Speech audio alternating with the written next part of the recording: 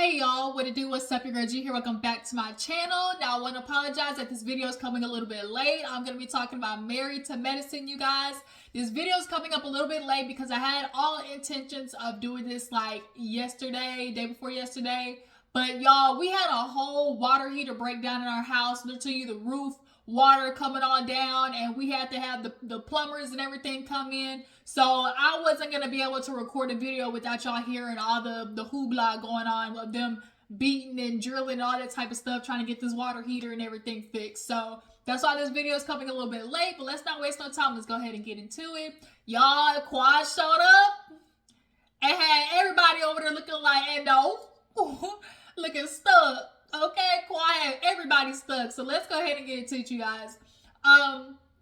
Open up the episode with this cute little conversation between Jackie and Simone. They basically, recapping Sweet Tea, how she felt at, Toya's wine tasting. And Simone just kind of like, girl, she's saying that she's overwhelmed. She even came to me about a goddamn, assistant. She wants an assistant to basically be able to run her errands, get the groceries. That way, by the time she get home or whatever, she can just get the stuff and cook. And Simone really had the nerve to sit there and be like, man, these new age kids, they just want everything so quick and so fast. Is it that we want everything so quick and so fast, or is it that we realize that the old ladies under the tree, the older generation of women, that y'all was getting overworked, and we're deciding, no, not on duty. I think that's what it's giving. It's giving, we watched y'all get overworked, and we're deciding we're not going to do that. So if I can afford an assistant to go run to the grocery store for me and come back with the groceries to check one thing off my list, I don't think that's a problem. But yeah, she's basically stressing about all of the wants and needs of, Dr. G and his old, just Mr. Toad sounding having head. He's too much. We're gonna get into Dr. G. But yeah, Simone, she just killed me with that. Oh, you new age girls, y'all just want everything. I was pre-med, had a baby, had a husband. Yeah, and did you enjoy it though, is the question? Probably not. But moving on. Heavenly actually, speaking of, is it Letitia? Speaking of, she goes out with Dr. Heavenly, and, they taking shots already because, they just trying to, loosen up the mood or whatever. And they basically get to talking about how stressful wedding planning has been for her. I'm starting to feel like her close friends and family aren't feeling this union, because on the past episodes, all she kept saying is, oh, I just don't have a lot of support, at home. I just don't, it's, when she said she found the support group, she's like, it's just hard because, my friends, they don't understand. I'm starting to feel like a lot of her family and friends are just not feeling this union. That's just a feeling I'm getting for some reason. But, Dr. Heavenly started talking to her about, finances and everything, because she was like, yeah, Dr. G, he always want to talk about, money and everything. And so she's like, yeah, girl, like, what are you doing? Like, what are you doing to prepare yourself? And she's like, I'm not just, I got money. Like, I don't need his money. Like, I'm good. I'm busy trying to set up, my life, life insurance, work, 401k, like, everything. And Heavenly's like, that's good. She's like, if there's anything my mother ever taught me, it's like, girl, have your own. Ladies, have your own. It keeps you from having to worry about financial abuse, because at the end of the day, if you're stuck financially, they have no incentive to try to want to do better by you if they know you can't go nowhere. Point blank, period. So yeah, have your own, ladies. So then she gets to talking about like, oh, well, she was like, yeah, I just thought I was going to have more help with the wedding and everything. He's just, because he feels like he's paying for everything. He doesn't have to do nothing else. And so Heavenly's like, well, does he like kind of throw that in your face? She's like, yeah, he does sometimes. He does do that. And they flash back to him talking about, do you pay rent? Do you pay the bills here? Do you this? Just typical patriarchal man BS. It's like, you pay the bills and then what? And then what? Like, that's the thing. Like, you do feel like finance is the only thing that you have to do. Like, you don't have to be there mentally, emotionally for your partner. And that's the problem, Dr. G. That's why Quad left your head at. So she was like, yeah, you don't have a problem with him, not only throwing money in my face, but then, he is super controlling. The other day, she was like, Quad was right about a few things. And Heavenly was like, oh, word? Quad was right about a few things. She was like, yeah, he can be, because she's like, yeah, he said he was controlling. Is that true? She's like, yeah, he can be a little controlling. Sometimes I forget to, to lock the alarm system or whatever. And so he felt like to try to teach me a lesson. He told me that, a bunch of robbers with pew pew came in the house or whatever. And it's like, bro, you're not teaching me a lesson. We see it all the time when these dudes try to compare, like, oh, I can train a woman to be what I want her to be when she young. And what's that dude BK, when he was on Old Girl podcast, like, oh, when I'm with a woman, I gotta teach her, train, what's that say, like, train her up like you teach a child. And it's like, bro, I'm not a child. I'm not your child. And so she was like, yeah, I had to let it rip on him one time because he was playing me. Like, I'm not finna do that. And so now I have me sitting there thinking, like, girl, you starting to sound like Quad. And so they literally do a play-by-play of all the things that she said and Quad was saying, because she's literally having to tell G the same thing of, like, you keep throwing money in my face, but it's not all about money. They flash back to Quad. Yo, it's not about money. Like, it's like, shout out to Erica De Niro. Get Yelp reviews on these, okay? Yelp reviews. It was out there. Not only that, girl, Sweet Tea, you watched the show.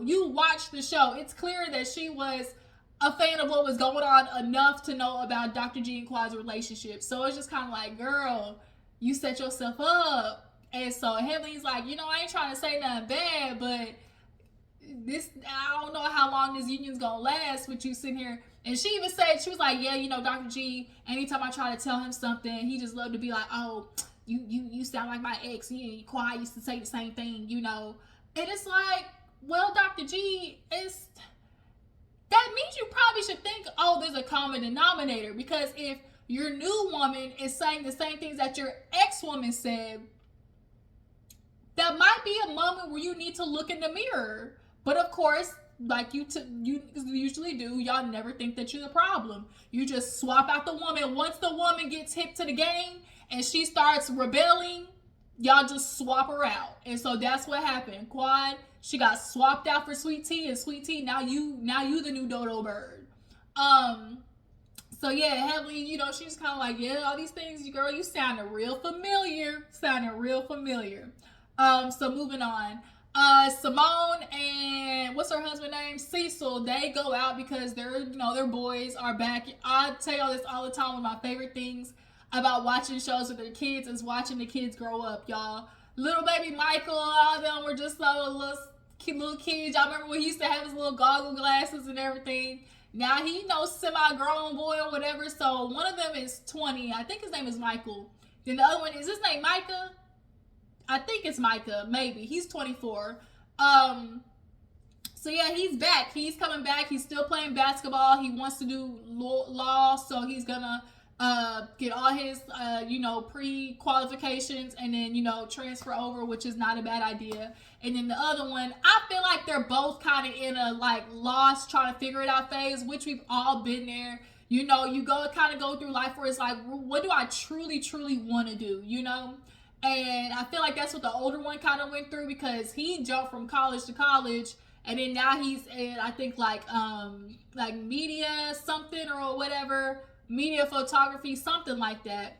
But basically, Simone asked him, so what's up? What y'all plan on doing? And he's like, shoot, when I get done, I'm coming home. And she's like, all right now, because Micah, he already been here. He been living at home. So what's up? And so Cecil, it's so easy for him to be like, man, like, let them figure it out type situation.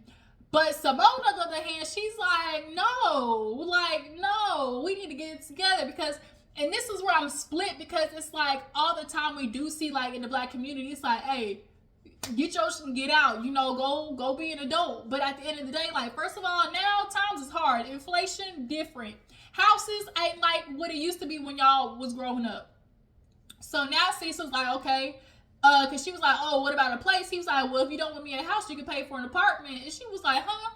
But why would I pay for an apartment for you to live in? Because all he gonna do is just sit around and be messy and do nothing but hold up in there. But Cecil's like, well, you can see it as an investment. So in his mind, he's like, oh, let's probably find them a property, a house. They can stay in it and it be an investment spot or whatever. Let's say they renovate it and sell it or something like that. And, Simone's like, me and your dad, we never on the same page, let alone the same book. He want me to listen to him, but he don't want to listen to shit I got to say. And so it's giving real, the money's coming out of Simone's pocket. That's why Simone's a little bit more antsy about the situation, because it's giving real, majority of the money that's going to these boys is coming out of Simone's pocket. Because what does Cecil do now? I'm not trying to be rude, but I'm asking, questions. Is he still a realtor? I don't think he's doing that app thing anymore. What's going on? Because Simone, it was like, these kids now, they very, they just, they see we live a different lifestyle and they want to take advantage of it.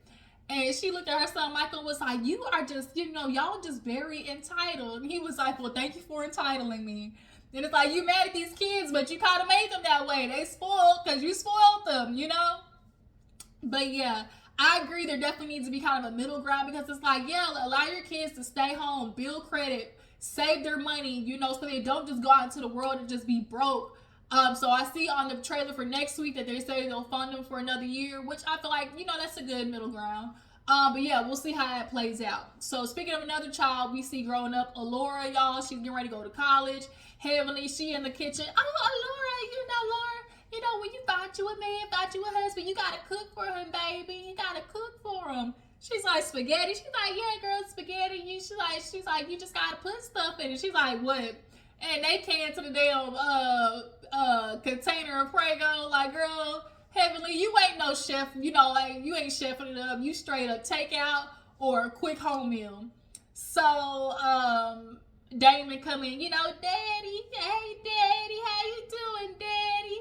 And they basically talking about college. She's like, yeah, I was just talking to Alora about college, and how I just want her to stay, girl. You don't have to go all the way over there, Spelman's, over here. And she's like, well, I'm looking around. And Damon and Heavenly say everything possible to keep her right around the corner. Damon, he's like, look, he first started with, well, I had fun and everything, and I went to parties and drinking was involved, but you don't have to drink. You just know you don't have to drink. And he was like, with the boys, I wasn't too worried about that. Yes, you can call it sexist, but they're boys, they can handle themselves. But you as a girl, I just wouldn't hate for a moment where you call me and you upset and I just can't get up and go. And understandable, like, to be able to make an hour or two drive to go see your baby is definitely different from like a whole flight or, an 8-hour drive or whatever. But at the end of the day, like, y'all gotta let her out in the world, and y'all sitting there upset trying to throw out lies like, and then you gotta consider the weather, baby. The wind and the tornadoes. Like, we didn't have wind where I was at. And then they talked about boyfriends. She was like, Mom, didn't you have boyfriends? She's like, no, like, it was just your daddy. And she was like, Dad, what about you? And she was like, no, you didn't, Daddy. He was like, oh, and then Heavenly was like, but I'm his only love, They love to talk. They just love to try to put out there like it was just the two of them. Nothing. I feel like Heavenly, if Damon had any girls, she scared them bitches off. That's what it's giving. She scared all them bitches off. But Alora straight up told him, she stuck to her guns, like, I'm gonna go wherever I want to go. Like, y'all went out and y'all telling me not to go far, but that's what y'all did, so stop being hypocrites. But I understand from a parent's point of view, it's like you just want to make sure they're safe, especially as a girl, because dudes out here is crazy. Literally one word no can get you off. and that's super unfortunate. But yeah, moving on. Um, what else happens? Oh, Eugene took his sons out. They had a nice little. I'm loving that we're getting more of these, like, family scenes. Eugene took his sons out, and he just kind of talked about how he remembered those memories with his dad, and he wants to make sure he does that with his sons. He sits them down to be like, hey, we had a conversation the other day, but I just want to kind of sit with you on like some guy stuff. Because maybe you want to ask me questions that you didn't feel comfortable, talking to your mom or like staying in front of your mom. And he's like, I just want to hang out with you guys. And one of the sons like, cause you lonely? He was like, no, but like, I just want to talk to you, whatever. So the first question the boy asked, what's a period? And he was like, if that's a question for your mama, like obviously like a more female-oriented question, but as him as a doctor in his confession, he was like, well, what, actually, I could probably answer this question better than Toya. And so he explained how, women, how they ovulate and then they shed their lining. And so the boy was like, ugh, like skin? He's like, no, just blood. And the boy was like, chunky. He was like, no. He's like, so that's what a tampon is? Like, tampon, soaks up the blood? And he was like, yeah. But I think Eugene was probably leaning more like towards like boy-oriented questions, like, okay, if you ever get a boner, or you see a girl you like her, how do I approach her, like, father-son type conversations possibly. Your hormones raging, pubic hair, stuff like that. But I love seeing the scenes with Eugene and the boys. We definitely need, to see involved fathers in their kids' life, because a lot of you dudes don't know how to be involved fathers. I hate to break it to you. What else happened? What happened after that?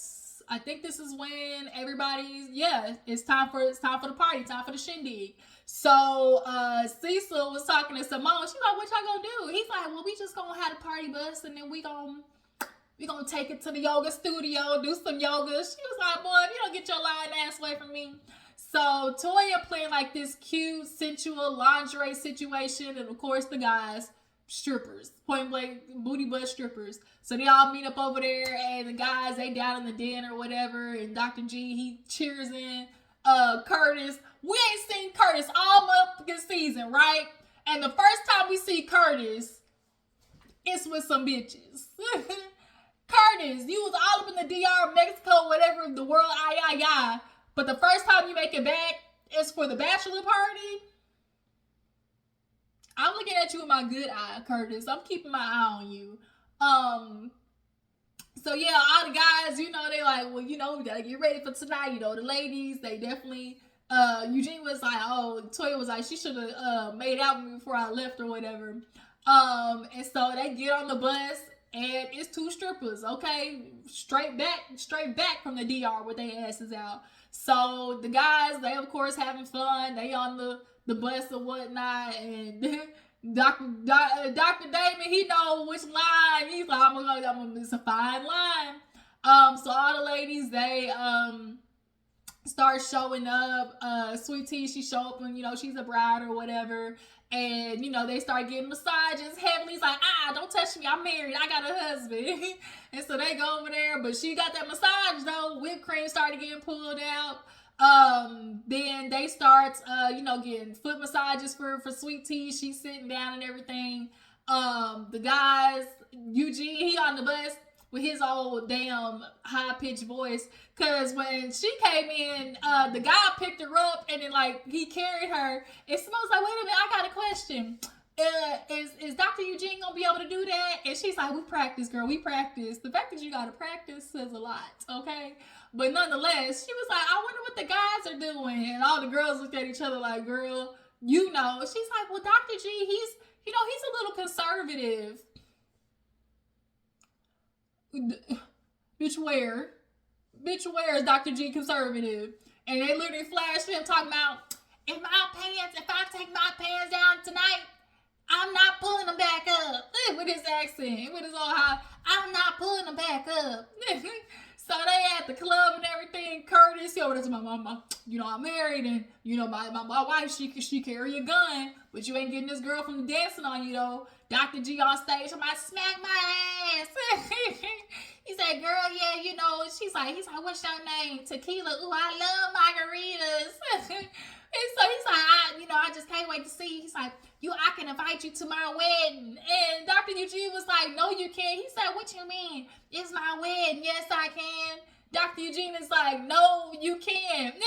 So in the confessional, he's like, I see which way this night is trying to go, but as his friend, I'm gonna make sure we cut it off, make sure it don't keep going there. Dr. G, he another one that you just chop him off at the knees, okay? So as they're all in there or whatever, getting rubbed down and stuff like that, what happened? I feel like, what discussion were they having before Quad came in? What discussion were they having?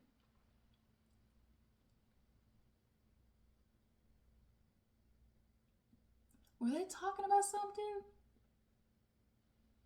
Oh, I know what discussion they were having.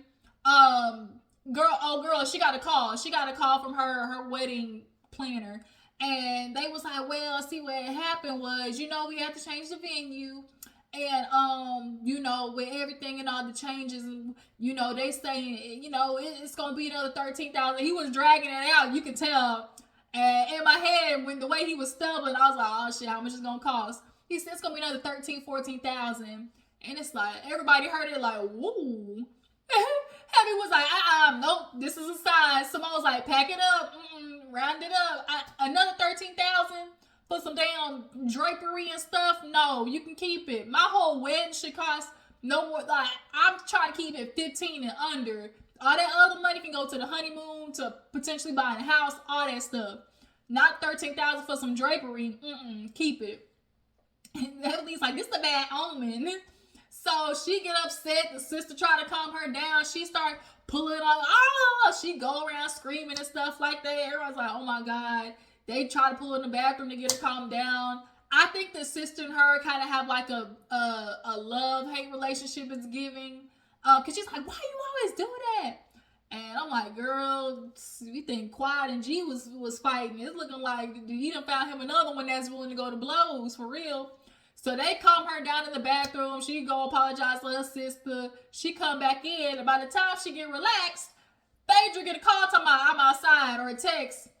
All of a sudden, hey! Everybody's face said in slow motion. What this bitch doing here? Literally, what this bitch doing here? She walking, hey! Everybody's like, heavily, and Toya's like, Toya was not here for it immediately, Everybody's like, so you got an invite. Who invited you? And she's like, well, Phaedra extended the invite. Toya's like, Phaedra, why you do that? Like, why? Like, Toya immediately was like, shut it down. So Quad comes in with gifts. She goes and hands the gifts to Sweet Tea, because her mouth is still flabbergasted. She said that she's like, well, you can sit next to me. And she said that she's like, girl, I ain't got no problem with you. I just want to, wish you a happy marriage. And, you and Dr. G, I hope everything's good with y'all, girl. We ain't got no problems. Toya's like, that. She just straight up, that. Okay, this is not what we doing. Phaedra, why you invite her here? And Phaedra's like, well, everybody wants to be like, where's Quad? Where's Quad? And, I feel like everybody, they feel like, they need to talk to Quad, and I just want y'all to see her fun side, so that's why I invited her here.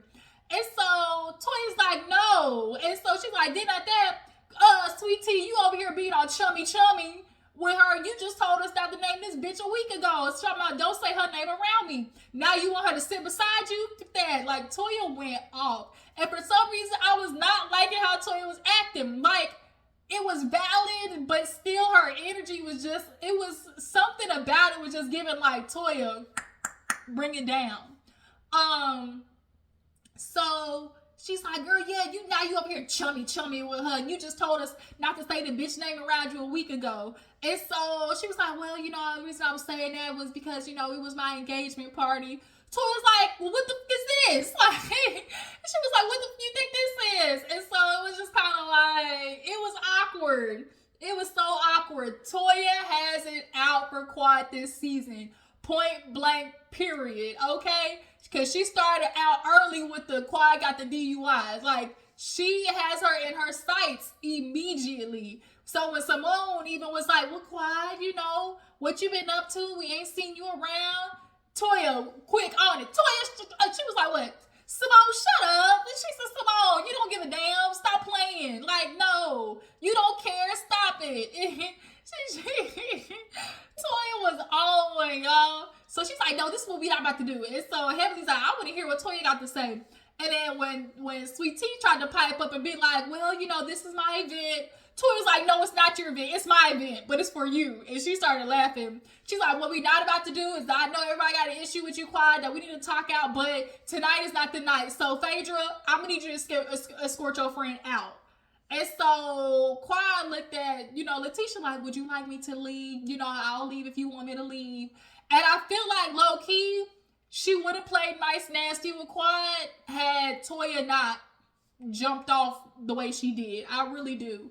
I feel like she was willing to do the miscongeniality of it all.